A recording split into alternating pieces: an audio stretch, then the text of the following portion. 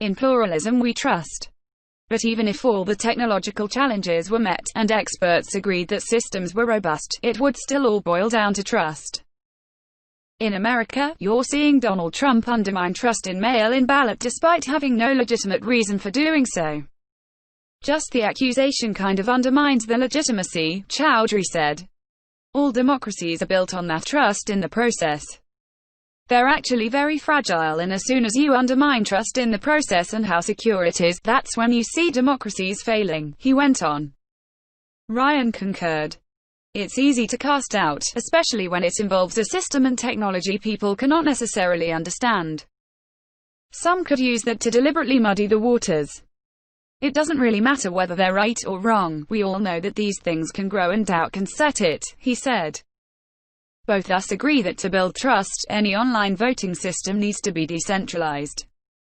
I strongly believe in pluralism and having a lot of different options because it means the attacker's job is much more difficult.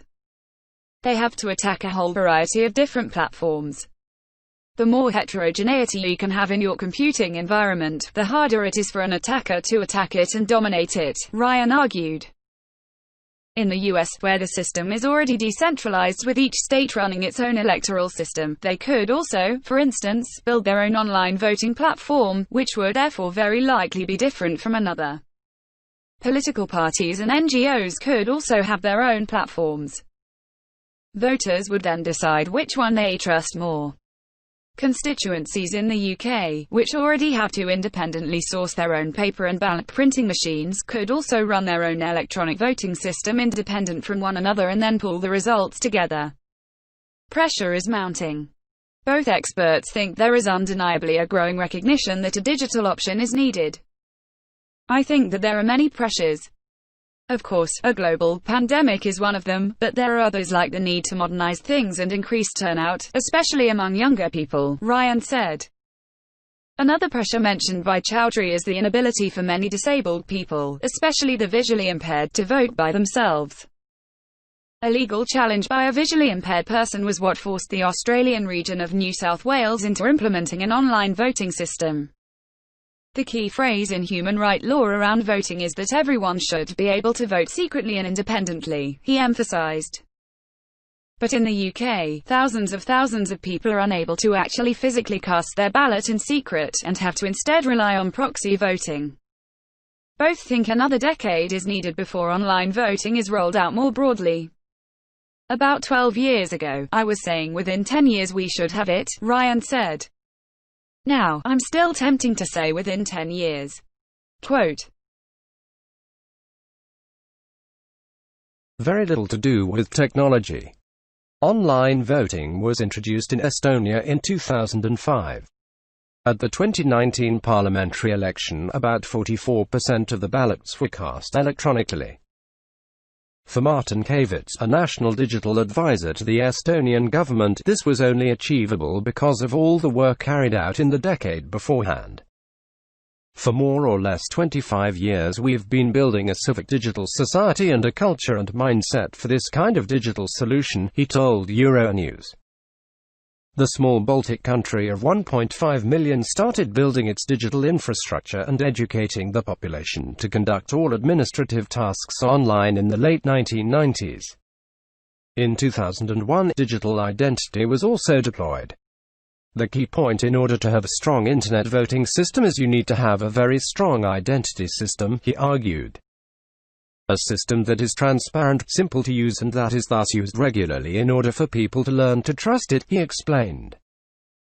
The main lesson learned in building a digital society for the past 25 years in Estonia is that digital government has got very little to do with technology and everything to do with building a mindset and culture for trust. In order to have this mindset and culture, this takes time. This takes governmental procedures, legal changes and things like that to actually be implemented, he emphasized. To protect itself from both domestic and external interference in all governmental business, the Estonian system is fully transparent. Every citizen can check at all time who has accessed the private data and why, and any misuse is automatically red flagged. Data is also spread across hundreds of servers, running on different software. As a kind of metaphor, it means we never put all eggs in one basket, because the likelihood of that basket that has 1,000 eggs in it falling down is not a question of if it falls down, it's a question of when it falls down, Kavod said. So if I'm a malicious hacker and want to hack into the Estonian system to get everything about me, then I would need to hack into about 150 different servers which are based on very different software and very different security software architecture, and I would need to do that within a microsecond, he continued. Design from scratch. All this sounds simple enough, so why wasn't the system replicated elsewhere? They're quite a new country. They were able to basically design from scratch, Tariq Chowdhury, founder and director of the UK-based Web Roots democracy think tank, told Euronews.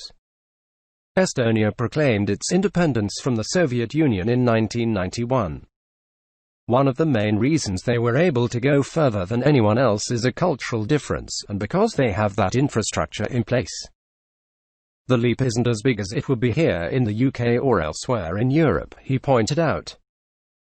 Another issue compounding academics and researchers is that of identity, how to authenticate it online and how to ensure votes cast electronically cannot be traced back to the individual voter. Your vote has to be confidential, that's the vital part of free and fair. That's really hard to achieve, and I don't think the Estonians really achieve it, Ryan said. It's especially difficult in countries like the US and the UK where there is no standard country-wide ID card. But for Chowdhury, the method of authentication could be similar to ones used by Britain's main opposition Labour Party for leadership contests. They will send you in the post ID numbers that you then use to authenticate yourself on the system. Similarly, in the 2011 census in the UK, again quite sensitive information, quite sensitive data, they sent 2 individual envelopes with 2 individual codes you typed online, he explained. It doesn't necessarily need to be an ID card, but it would need to be a lot stronger than what we do at polling stations in the UK because people wouldn't trust it, he added.